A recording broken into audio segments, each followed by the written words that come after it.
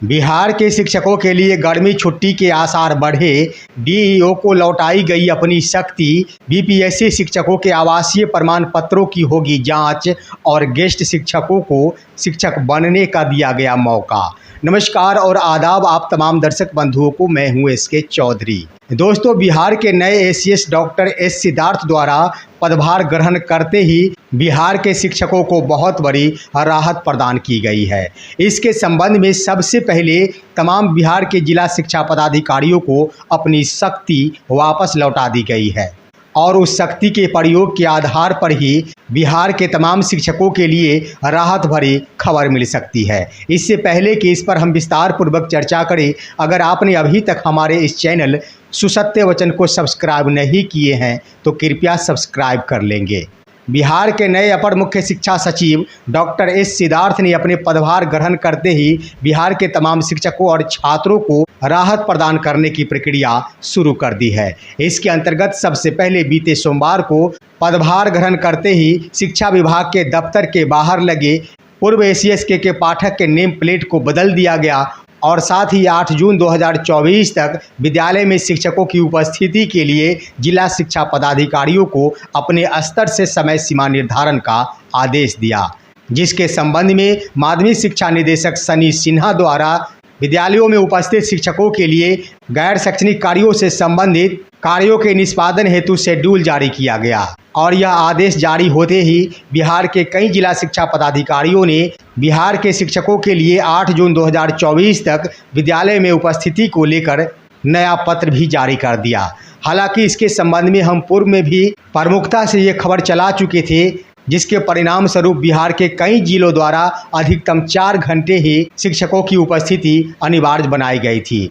फिर भी कई ऐसे जिले थे जिनके द्वारा बिहार के तमाम शिक्षकों को अपराह्न 1:30 बजे तक विद्यालय में रहना अनिवार्य बनाया गया था, परंतु नए एसीएस के पदभार ग्रहण करते ही बिहार के अन्य जिलों ने भी सिर्फ 4 घंटे की ही उपस्थिति तमाम शिक्षकों के लिए निर्धारित कर दी और त्वरित कार्रवाई करते हुए पटना जिला शिक्षा पदाधिकारी ने शिक्षकों की उपस्थिति के लिए सिर्फ 3 घंटे ही निर्धारित किए, जिसके अंतर्गत सुबह 7:30 से लेकर 10:30 तक शिक्षकों का विद्यालय में उपस्थित रहना अनिवार्य बनाया गया। वहीं 8 जून 2024 के बाद इस भीषण लू और गर्मी को देखते हुए अपर मुख्य सचिव डॉक्टर एस सिद्धार्थ ने भी गंभीरता पूर्वक विचार किया और उन्होंने तमाम जिला शिक्षा पदाधिकारियों को यह दिशा निर्देश दिया कि 8 जून 2024 के बाद तमाम छात्रों के लिए विद्यालय खुल रहे हैं और इस दौरान भीषण गर्मी और लू भी जारी है, जिसके मद्देनज़र तमाम जिला शिक्षा पदाधिकारियों से उन्होंने सुझाव मांगा कि आखिर 10 जून 2024 के बाद विद्यालयों के समय सारणी आखिर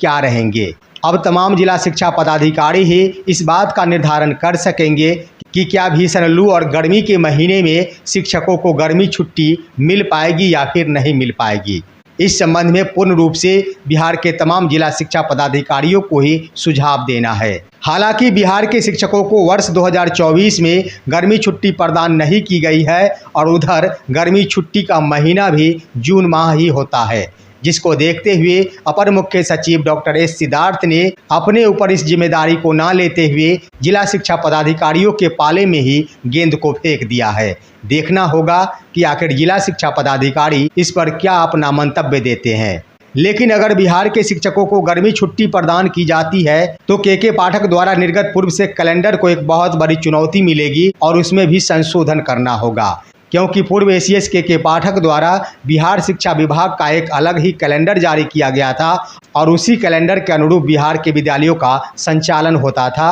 और बिहार के विद्यालयों में छुट्टी प्रदान की जाती थी, जिसमें 15 अप्रैल 2024 से लेकर 15 मई 2024 तक ग्रीष्मावकाश का उल्लेख तो किया गया था, परंतु शिक्षकों को गर्मी छुट्टी नहीं प्रदान की गई थी। और 10 जून 2024 से अगर बिहार के तमाम शिक्षकों को गर्मी छुट्टी प्रदान कर दी जाती है तो यह स्पष्ट हो जाएगा कि अब नए एसीएस के द्वारा पूर्व एसीएस के पाठक के आदेशों को पलटना प्रारंभ हो गए हैं और वैसे फरमान जो ना तो शिक्षक के हित में है और ना ही छात्रों के हित में है, उन तमाम फरमानों को पलटा जाएगा और बिहार के शैक्षणिक व्यवस्था में सौहार्द की स्थिति उत्पन्न करने का प्रयास किया जाएगा। हालांकि गर्मी छुट्टी बिहार के शिक्षकों को प्रदान नहीं की जाती है, फिर भी बिहार के विद्यालयों के समय सारणी में निश्चित रूप से संशोधन होगा और इतना तो स्पष्ट हो चुका है कि अब बिहार के शिक्षक अपराह्न 1:30 बजे तक विद्यालय में उपस्थित नहीं रहेंगे। हीट वेव और गर्मी को देखते हुए जिला शिक्षा पदाधिकारियों की ओर से कोई भी सुझाव दिया जाता है तो इतना तो अवश्य है कि बिहार में इन दिनों भीषण लू और हीट वेव चल रहे हैं, जिसका नतीजा है कि सुबह 8 बजे के बाद ही जनजीवन गर्मी से परेशान होने लगता है। इन बिंदुओं को देखते हुए निश्चित रूप से बिहार के तमाम जिला शिक्षा पदाधिकारियों की ओर से भीषण गर्मी के इस जून के महीने में गर्मी छुट्टी का सुझाव दिया जा सकता है या फिर पूर्व एसीएस के पाठक के वापस लौटने के खौफ के कारण उनके द्वारा सिर्फ समय सारणी में बदलाव का ही सुझाव दिया जा सकता है। और अगर समय सारणी में बदलाव हेतु सुझाव दिया जाता है फिर भी बिहार के छात्रों को गर्मी से निजात नहीं मिल पाएगी, क्योंकि 8 बजे के बाद ही भीषण लू और गर्मी की तपिश बढ़ जाती है। वहीं साथियों, बिहार के शिक्षा विभाग ने बीपीएससी के माध्यम से बहाल टीआरई 1 और टीआरई 2 के शिक्षकों के आवासीय प्रमाण पत्रों की जांच की प्रक्रिया प्रारंभ कर दी है। इसके संबंध में दिशा निर्देश यह जारी किया गया है कि बिहार में बहाल सभी कोटियों के शिक्षकों के आवासीय प्रमाण पत्रों की जांच की जाएगी और उनके आवासीय प्रमाण पत्र अगर सही पाए जाते हैं तभी वो अपनी सेवा में बने रह सकते हैं, अन्यथा आवासीय प्रमाण पत्र गलत पाए जाते हैं तो उनकी सेवा समाप्त करते हुए उन पर एफआईआर भी किया जाएगा। इसका प्रमुख कारण ये रहा है कि कई तरफ से शिक्षा विभाग पर यह सवाल उठाए गए हैं और यह आरोप लगाया गया है कि बिहार में बीपीएससी टीआरई 1 और टीआरई 2 के तहत ढेर सारे ऐसे बिहार से बाहर के शिक्षक थे जिन्होंने बिहार का आवासीय प्रमाण पत्र बनाते हुए आवेदन कर दिया और गलत आवासीय प्रमाण पत्र के आधार पर आरक्षण का लाभ लेते हुए बिहार में शिक्षक के पद पर नियुक्त हो गए। शिक्षा विभाग अब इन बिंदुओं पर गंभीर हो गई है और किसी भी सूरत में गलत प्रमाण पत्रों के आधार पर बिहार में शिक्षक बनने वाले अभ्यर्थियों को बख्शा नहीं जाएगा। वहीं बिहार के तमाम गेस्ट शिक्षकों को एक बार फिर से माननीय पटना उच्च न्यायालय के आदेश के आलोक में शिक्षक बनने का अवसर प्रदान किया गया है, जिसके संबंध में 1 वर्ष की सेवा के उपरांत 5 वेटेज अंक और अधिकतम 25 वेटेज अंक का प्रावधान बीपीएससी के माध्यम से किए जाने का आदेश जारी कर दिया गया है। इसके संबंध में उचित कार्रवाई करते हुए बिहार लोक सेवा आयोग ने तमाम गेस्ट शिक्षकों के लिए बीपीएससी का पोर्टल 4 जून 2024 से लेकर 10 जून 2024 तक खोल दी है और वे तमाम गेस्ट शिक्षक अभ्यर्थी जो बीपीएससी टीआरई 3 का आवेदन किए थे एक बार फिर से उनके द्वारा अपने आवेदन को खोलते हुए उसमें गेस्ट शिक्षक होने का प्रमाण अपलोड किया जाएगा और साथ ही जिन गेस्ट शिक्षकों द्वारा अभी तक आवेदन नहीं किया गया था उनके द्वारा भी आवेदन की प्रक्रिया संपन्न की जाएगी और इस आधार पर उन्हें अधिकतम 25 वेटेज अंक प्रदान करते हुए बिहार में शिक्षक बनने का सपना साकार किया जाएगा। बिहार में सक्षमता परीक्षा फेज 1 में उत्तीर्ण शिक्षकों ने एक बार फिर से सक्षमता उत्तीर्ण प्रमाण पत्र की मांग कर दी है। बताते चले कि पिछले एक पखवाड़ा पूर्व ही शिक्षा विभाग द्वारा यह दिशा निर्देश दिया गया था कि तमाम सक्षमता उत्तीर्ण शिक्षकों के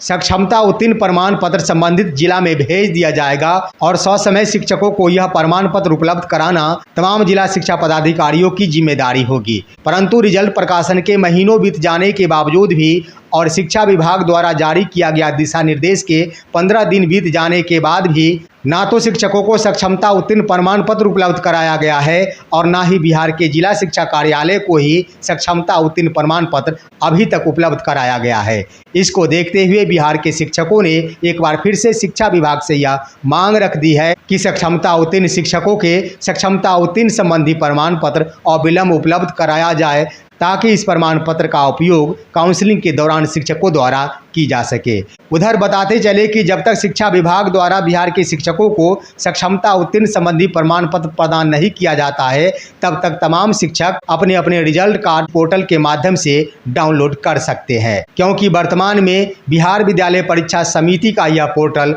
खोल रखा गया है और विशेष रूप से जिन शिक्षकों द्वारा अभी तक यह प्रमाण पत्र डाउनलोड नहीं किया गया था उन तमाम शिक्षकों के लिए यह अवसर है कि अपने अपने प्रमाण पत्र डाउनलोड करते हुए इसे सेव कर रख लेंगे। वहीं दोस्तों, राज्य में भीषण लू और गर्मी जारी है और इस दौरान बिहार के कई डाइट सेंटरों पर बिहार के शिक्षकों के प्रशिक्षण की प्रक्रिया भी जारी है। जिस गर्मी और हीट वेव का बुरा प्रभाव प्रशिक्षण ले रहे तमाम शिक्षकों के स्वास्थ्य पर पड़ते नजर आ रहा है। इसी क्रम में दरभंगा डाइट सेंटर में प्रशिक्षण ले रहे शिक्षक मनोज कुमार की गर्मी के कारण हार्ट अटैक आ जाने से प्रशिक्षण केंद्र में ही मौत हो गई। इन बिंदुओं और गर्मियों को देखते हुए शिक्षा विभाग को चाहिए फिलहाल जहां छात्रों के स्वास्थ्य के बचाने हेतु उनको राहत प्रदान की गई है, वहीं बिहार के शिक्षकों के स्वास्थ्य पर भी ख्याल करते हुए तमाम प्रकार के प्रशिक्षण की प्रक्रिया भीषण इस गर्मी में फिलहाल स्थगित की जाए। तो दोस्तों, ये थी आज की हम खबर। आप सभी हमारे इस वीडियो को लाइक करेंगे, साथ ही साथ तमाम दोस्तों के पास इसे शेयर कर देंगे।